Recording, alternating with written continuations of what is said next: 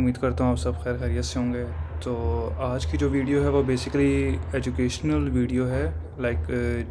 जो भी अगर कोई स्टूडेंट है वो मास्टर्स के लिए बैचलर्स के लिए बाहर आना चाहता है जर्मनी में स्पेशली, तो ये वीडियो उसके लिए है। ये स्टेप बाय स्टेप प्रोसीजर है, वो अप्लाई किस तरह करें, क्योंकि काफ़ी ज़्यादा लोग हैं जो कि मुझसे ही पूछते हैं और कमेंट्स भी आ रहे होते हैं कि उनको प्रोसीजर नहीं पता चल रहा होता कि अप्लाई किस तरह करना है उन्होंने जर्मनी के लिए स्पेशली। जर्मनी में जो है यूनिवर्सिटीज़ दो तरह की हैं, पब्लिक एंड प्राइवेट। जो पब्लिक यूनिवर्सिटी हैं उनकी फ़ीस कोई नहीं होती, सेमेस्टर फ़ीस होती है। कंट्रीब्यूशन फ़ीस वो वेरी करती है 150 यूरोज़ से 300 यूरोज़ तक, डिपेंड करता है आप किस यूनिवर्सिटी में एडमिशन ले रहे हो। लेकिन जो जर्मनी का जो एक प्रोविंस है, एक स्टेट है बातन वुतनबर्ग, उन्होंने पिछले 1-2 साल से वहाँ पे सेमेस्टर फ़ीस लगा दिया 1500 to 2000 यूरोज़ पर सेमेस्टर है।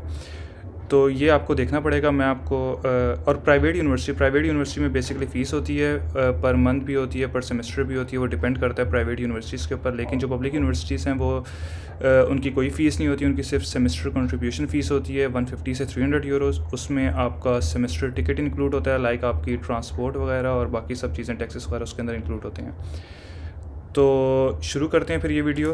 तो सबसे पहले आपने जाना है, एक वेबसाइट है dart.de। dart.de ये बेसिकली वेबसाइट है, एजुकेशनल वेबसाइट। इसमें सारी यूनिवर्सिटीज़ वगैरह सबसे पहले आपने सर्च करनी है कि आप कोर्स आपने बेसिकली सिलेक्ट करना है। आप यहाँ से लैंग्वेज चेंज कर लें।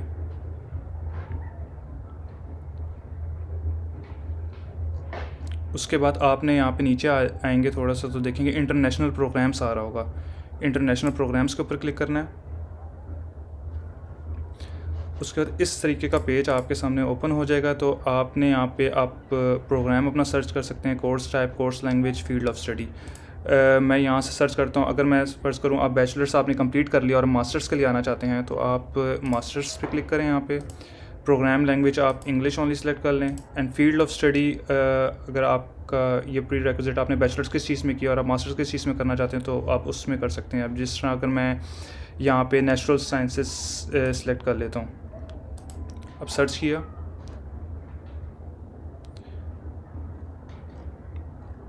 तो ये बेसिकली यूनिवर्सिटीज़ आना शुरू हो गई हैं इसकी।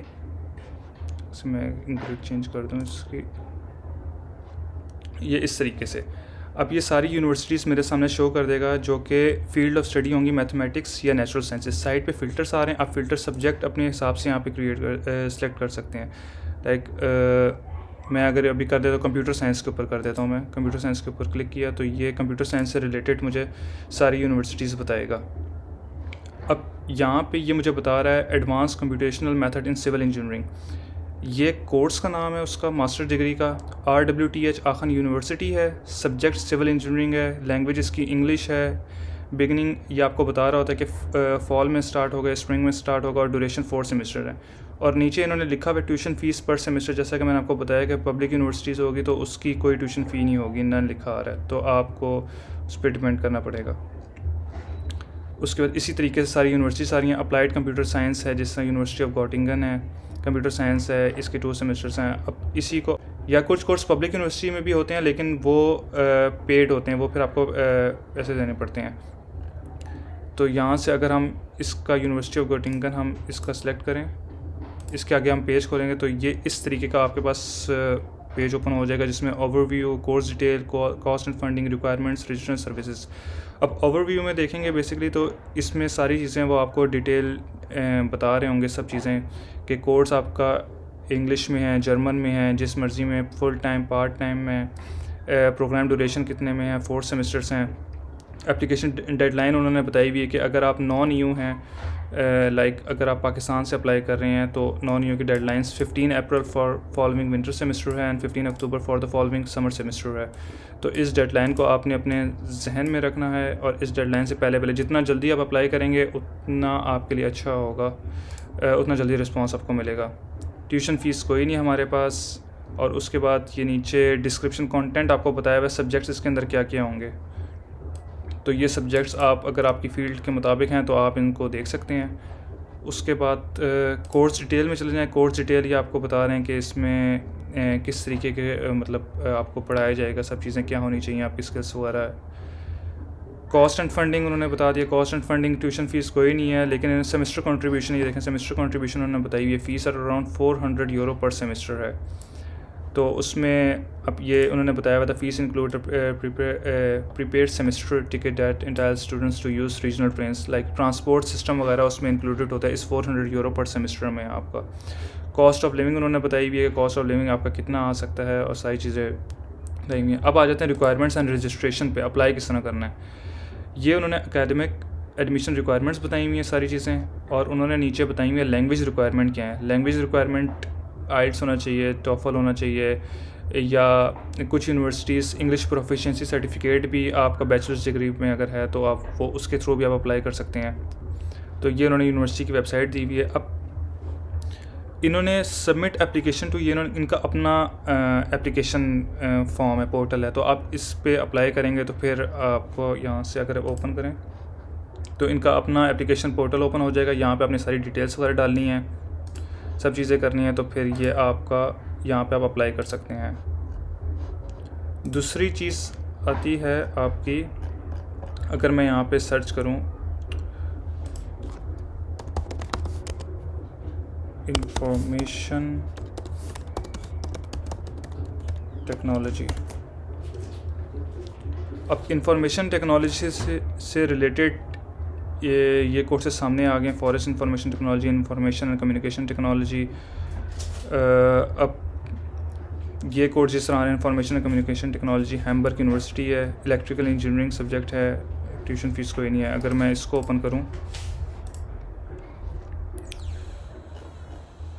रिक्वायरमेंट्स एंड रजिस्ट्रेशन में चले गए। अब यहाँ पे इन्होंने रिक्वायरमेंट्स, आपने बेसिकली यूनिवर्सिटी जो है आपने dart.de से सिलेक्ट करनी है। dart.de से जब आप यूनिवर्सिटी सेलेक्ट कर लेंगे और आपने रिक्वायरमेंट्स एंड रजिस्ट्रेशन देखनी है, उसका रजिस्ट्रेशन प्रोसेस क्या है। अब इसका जो रजिस्ट्रेशन प्रोसेस है, आपने बेसिकली डॉक्यूमेंट्स हैं वो इस एड्रेस पे सेंड करने हैं आपने सबमिट, इसमें जो हैं इस यूनिवर्सिटी के आपने इस एड्रेस पे सेंड करने हैं, और जो दूसरी यूनिवर्सिटी थी उसका ऑनलाइन एप्लीकेशन फॉर्म था तो वहाँ पे सेंड करने हैं। अब मैं अगर यहाँ पे सर्च किया, मैंने साइबर सिक्योरिटी का कोर्स सर्च किया मैंने, अब यहाँ पे ये यूनिवर्सिटीज़ आ गई हैं। अब मैं ये यूनिवर्सिटी सेलेक्ट करता हूँ, ब्रेंडनबर्ग यूनिवर्सिटी ऑफ टेक्नोलॉजी है, कॉर्डबस, कंप्यूटर साइंस कोर्स है, इंग्लिश, ड्यूरेशन, ट्यूशन फ़ीस कोई नहीं है इसकी, मैंने देख लिया, ठीक, मुझे ठीक लगा, मैंने इसको ओपन किया। तो ये कोर्स है, इसका सब चीज़ें, इसने इनकी डेडलाइंस वगैरह बताई हुई हैं कि ये सिर्फ विंटर सेमेस्टर में ऑफ़र हो रहा है कोर्स। आपने ये पहले सबसे पहली चीज़ आपने देखना है कि कोर्स ऑफ़र कब हो रहा है, उसकी डेडलाइन कब है, नॉन ईयू के लिए सेमेस्टर फ़ीस कितनी है और रिक्वायरमेंट्स कितनी है।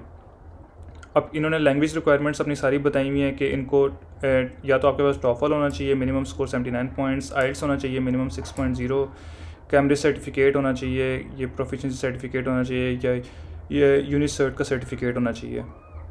और ये नीचे सारी डेडलाइंस मतलब इन्होंने रिक्वायरमेंट्स वगैरह बताई हुई होती हैं। अगर आपके पास BU का है, या कुछ यूनिवर्सिटीज़ ने बताया हुआ होता है कि अगर आपके पास इंग्लिश प्रोफिशिएंसी सर्टिफिकेट आपकी प्रीवियस एजुकेशन का, तो वो भी कुछ एक्सेप्ट कर लेती हैं। एप्लीकेशन डेडलाइन बताई हुई है। अब यहाँ पे इन्होंने लिखा हुआ है submit application to uni assist. अब ये यूनी असिस्ट क्या चीज़ है, अब हम इस पे जाएंगे यूनी असिस्ट के पोर्टल में। Uni assist basically third party है एक, जो कि आपके डॉक्यूमेंट्स वेरीफाई करती है। यहाँ पे आप यूनी असिस्ट के थ्रू अप्लाई करते हो तो आपके डॉक्यूमेंट्स वेरीफाई करेगी वो सब चीज़ें, तो फिर आप बेसिकली आप यूनी असिस्ट को पे करोगे तो यूनी असिस्ट आपके डॉक्यूमेंट्स आगे यूनिवर्सिटी तक पहुँचा देगी। अब यूनी असिस्ट में अप्लाई किस तरह करना है, आप पहले यहाँ पे अपना अकाउंट बना लें,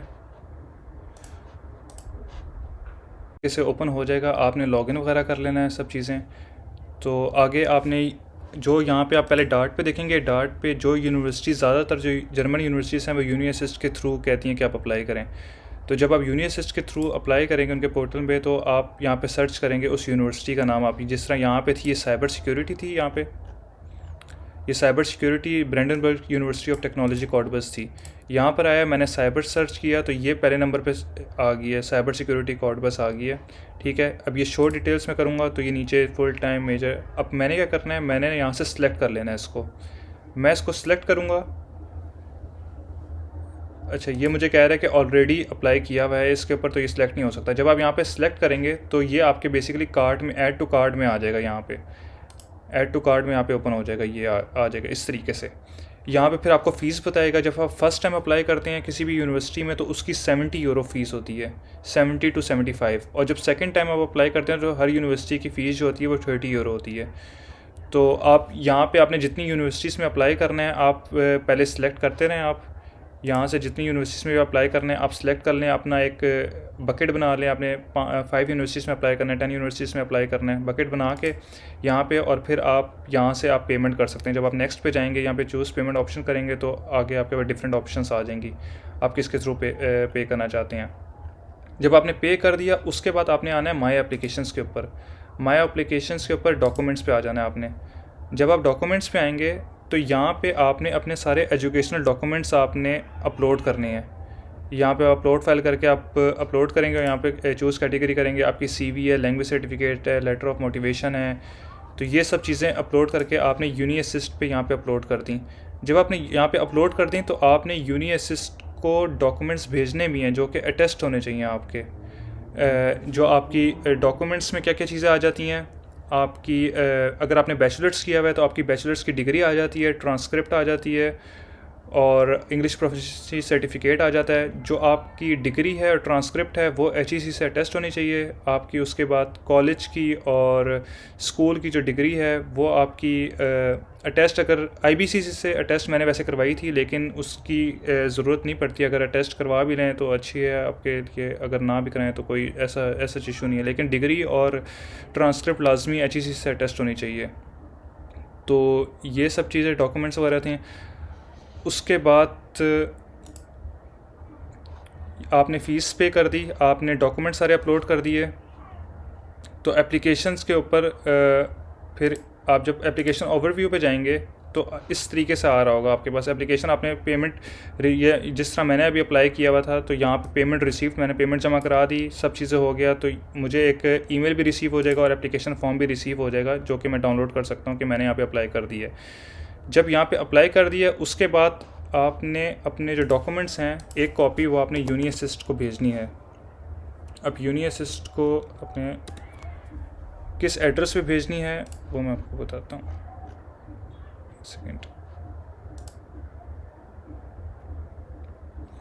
यहाँ पे आपने क्लिक किया। अब यहाँ पे ये अपनी प्रोसेसिंग टाइम वगैरह बता रहे हैं। अगर आपने अप्लाई करना है तो कितने टाइम लगेगा, कितने टाइम पहले आपने डॉक्यूमेंट्स भेजने हैं, सर्टिफिकेट्स वगैरह ओरिजिनल नहीं भेजने, आपने हमेशा कॉपी भेजनी है लेकिन अटेस्टेड कॉपीज़ भेजनी है आपने इनको, और एक दफ़ा ही भेजनी है। यहाँ पे असेंबल योर डॉक्यूमेंट्स पे आप चले जाएंगे, यहाँ पे आपको बताएगा कि कौन कौन से डॉक्यूमेंट्स वगैरह चाहिए। एजुकेशन सर्टिफिकेट चाहिए, लैंग्वेज सर्टिफिकेट चाहिए, सर्टिफाइड कॉपीज़ एंड ट्रांसलेशन, और अदर डॉक्यूमेंट्स पे आ जाते हैं। अदर डॉक्यूमेंट्स में एजुकेशन सर्टिफिकेट्स में बेसिकली आपकी डिग्रीज़ वगैरह हो जाती हैं। बैचलर की डिग्री होगी आपकी, कॉलेज की डिग्री होगी या स्कूल की डिग्री होगी, और ट्रांसक्रिप्ट्स वगैरह होगी। लैंग्वेज सर्टिफिकेट में आपका इंग्लिश प्रोफिशिएंसी सर्टिफिकेट हो जाता है या फिर आपका आइल्ट्स हो जाता है, टॉफल हो जाता है, ये लैंग्वेज सर्टिफिकेट्स में आ जाते हैं। सर्टिफाइड कॉपीज़ लाइक अटेस्ट होनी चाहिए आपकी कॉपीज़, नोटरे से अटेस्ट होनी चाहिए, और नोटरे से भी अटेस्ट, एक सेट नोटरे का भी अटेस्ट होना चाहिए और एक सेट IBCC से और HEC से भी अटेस्ट होना चाहिए for the safe side. Other documents में बेसिकली अगर आपने बैचलर्स के बाद कहीं आप जॉब कर रहे हैं, आपने 1 साल 2 साल कहीं जॉब की है, तो वो बेसिकली आपके अदर डॉक्यूमेंट्स में आ जाएगा, और CV वगैरह जो हो जाती है, या और letter of motivation, letter of recommendation, ये चीज़ें भी आपके अदर डॉक्यूमेंट्स में बेसिकली आ जाएंगे। तो आपने एक सेट पूरा आपने कंप्लीट करके आपने यूनी असिस्ट को भेज देना है। अब यूनी असिस्ट को भेजना आपने किधर है, सेंड एंड ट्रैक में गए हम लोग, सेंडिंग एन एप्लीकेशन में गए। यहाँ पे उन्होंने एक एड्रेस दिया होता है, इस एड्रेस में आपने भेजना है यूनी असिस्ट। ये पोस्टल कोड है 11507 बर्लिन और जर्मनी, आपने इसमें भेजना है। आपने डॉक्यूमेंट आपने सिर्फ एक सेट ही भेजना है, सिर्फ इनको। अप्लाई आप जितनी मर्ज़ी तरीके से करें, आप जितनी मर्ज़ी दफ़ा करें, लाइक 5 यूनिवर्सिटीज़ हों, 10 यूनिवर्सिटीज़ हों, वो सिर्फ आपने यहाँ पे फ़ीस जमा करानी है और अप्लाई करते रहना है। इनको जो आपने यूनी असिस्ट को डॉक्यूमेंट भेजने हैं वो सिर्फ एक सेट भेजना है और एक दफ़ा भेजना है आपने इस एड्रेस पे। बाकी यूनी असिस्ट वो वेरीफाई करेगा आपके डॉक्यूमेंट्स, तो आगे वो फिर यूनिवर्सिटी को फॉरवर्ड कर देगा, फिर यूनिवर्सिटी आगे आपके डॉक्यूमेंट चेक करेगी और फिर आपको बताएगी कि आइदर यू आर एलिजिबल और नॉट। पे करने के बाद आपने एप्लीकेशन के अंदर डॉक्यूमेंट्स के अंदर आना है। डॉक्यूमेंट्स के अंदर आके आपने यहाँ पे अपने सारे डॉक्यूमेंट्स, अब जिस तरह मैंने ये सारे जॉब एक्सपीरियंस लेटर मैंने अपलोड किया हुआ है मेरा, उसके बाद यूनिवर्सिटी का लेटर ऑफ मोटिवेशन अपलोड किया हुआ है। अगर मैं 5 यूनिवर्सिटीज़ में अप्लाई कर रहा हूँ तो मैं 5 यूनिवर्सिटीज़ के अलग डिफरेंट लेटर ऑफ मोटिवेशन लिखूँगा और उनको अपलोड करूँगा यहाँ पे। लेकिन जो मैंने डॉक्यूमेंट्स डॉक्यूमेंट जो मैं भेजूँगा वो सिर्फ मैं अपनी डिग्री भेजूँगा, अपनी CV भेजूँगा, और जो अटेस्टेड डॉक्यूमेंट्स हैं मेरे, लाइक स्कूल की डिग्री होगी, कॉलेज की होगी, ट्रांसक्रिप्ट होगी, ये चीज़ें मैं सिर्फ उनको सेंड करूँगा यूनिसिस्ट को। मैं यूनिसिस्ट वालों को मैं letter of motivation by post नहीं भेजूँगा, क्योंकि ये डिफरेंट हैं हर यूनिवर्सिटी के। तो आप बेहतर है कि बस आपने अपने सिर्फ एजुकेशनल डॉक्यूमेंट्स आपने भेजने हैं एक ही दफ़ा। आपने सारे डॉक्यूमेंट्स यहाँ पे अपलोड कर दिए, आपने उनको सेंड कर दिए। लेकिन कोशिश रहे, अगर आप किसी यूनिवर्सिटी की रिक्वायरमेंट है, जिस तरह यहाँ पे अगर इनकी रिक्वायरमेंट है आइल्स 6.0, अगर किसी यूनिवर्सिटी के रिक्वायरमेंट है आइल्स 6.5 और आपका आइल्स का स्कोर है 6.0, तो यूनी असिस्ट के, अगर वो यूनिवर्सिटी आपको यूनिवर्सिटी कह रही है कि आपने यूनी असिस्ट के थ्रू अप्लाई करना है, तो आपने यूनी असिस्ट के थ्रू अप्लाई उस पे नहीं करना, आपने कोई और यूनिवर्सिटी देख लेनी है। क्योंकि अगर यूनिवर्सिटी 6.5 मांग रही है और आपका आइल्स का स्कोर 6.0 है, तो जब आप यूनी असिस्ट को डॉक्यूमेंट सेंड करोगे, uni assist basically third party है जो कि आपके डॉक्यूमेंट्स वेरीफाई करती है कि इस एप्लीकेशन के लिए ठीक भी हैं या नहीं। तो यूनी असिस्ट आपकी वहीं पे एप्लीकेशन रिजेक्ट कर देगी अगर आपका आइल्स का स्कोर उसके मिनिमम या उसके जो बताया हुआ है उससे ऊपर नहीं होगा। अगर नीचे है तो यूनी असिस्ट डायरेक्ट आपकी एप्लीकेशन वहीं पे रिजेक्ट कर देती है। तो फिर आप जो यूनी असिस्ट को फ़ीस दे रहे हो 30 यूरो या 70 यूरो, फर्स्ट टाइम आपने अप्लाई किया 70 यूरो एक यूनिवर्सिटी की फ़ीस है, और उसके बाद 30 यूरो, तो वो 30 यूरो फ़ीस बेसिकली आपकी ज़ाया चली जाएगी। तो कोशिश यही करनी है कि आपने रिक्वायरमेंट्स वगैरह देख के उसके बाद आपने अप्लाई करना है सब चीज़ें। डॉक्यूमेंट्स कौन कौन से ज़रूरी हैं वो मैं इस पे लिख भी दूंगा, डिस्क्रिप्शन में भी डाल दूंगा। ये जो लिंक्स हैं, जो दो ये मेन वेबसाइट हैं, डार्ट और यूनी असिस्ट, ये दो मेन वेबसाइट हैं, इन पे आपने फोकस करना है। बहुत इजी हैं, सिंपल हैं, कोई इतना मुश्किल नहीं है, तो यहाँ पे आप कर सकते हैं। उसके बाद जर्मनी आने के लिए बेसिकली ब्लॉक अमाउंट की ज़रूरत पड़ती है। ब्लॉक अमाउंट है क्या? ब्लॉक अकाउंट बेसिकली होता है आपकी श्योरिटी होती है, तो जर्मन गवर्नमेंट कहती है कि आपने इतने पैसे आपने हमें देने हैं, सबमिट कराने हैं, तो फिर आप यहाँ पे जब आओगे तो वो बेसिकली पैसे आपके ही होते हैं। ब्लॉक अकाउंट ये होता है बेसिकली। तो जब आप ब्लॉक अमाउंट की जो फ़ीस है वो है यहाँ पे, अब जिस तरह मैंने यहाँ पे ये वेबसाइट है, स्टडी इन जर्मनी की वेबसाइट है, तो यहाँ पे German block account for international students के बारे में सब बताया हुआ है कि उसकी फ़ीस कितनी है। अब यहाँ पे जिस तरह मैं फ्रॉम 1 जनवरी 2021 जो फ़ीस है वो है 10,332 यूरोस। ये अमाउंट है, ये अमाउंट बेसिकली आपने ब्लॉक करवानी है। ब्लॉक किधर करवानी है? ब्लॉक के लिए दो डिफरेंट वेबसाइट कह लें या डिफरेंट सर्विसेज हैं। एक जो है फिनटीबा के नाम से है, ये fintiba.com हो गया, और दूसरा है कोरेकल। ज़्यादातर लोग फिनटीबा यूज़ करते हैं, मैंने भी फिनटीबा यूज़ किया था, तो मैं भी आपको रिकमेंड यही करूँगा कि आप फिनटीबा यूज़ करें। बहुत ज़्यादा इजी है, एप्लीकेशन इसकी बहुत ज़्यादा इजी है। आपको इंश्योरेंस भी ये प्रोवाइड कर देते हैं जब आप जर्मनी एंटर होते हो, तो इसी के ऊपर आप जाएँ तो ज़्यादा अच्छा है। ये फिनटीबा है, यहाँ पे आपने ब्लॉक अकाउंट खुलवाना है अपना, और इस ब्लॉक अकाउंट की जब आप वीज़ा के लिए अप्लाई करते हैं तो इस अकाउंट की आपको ज़रूरत पड़ती है।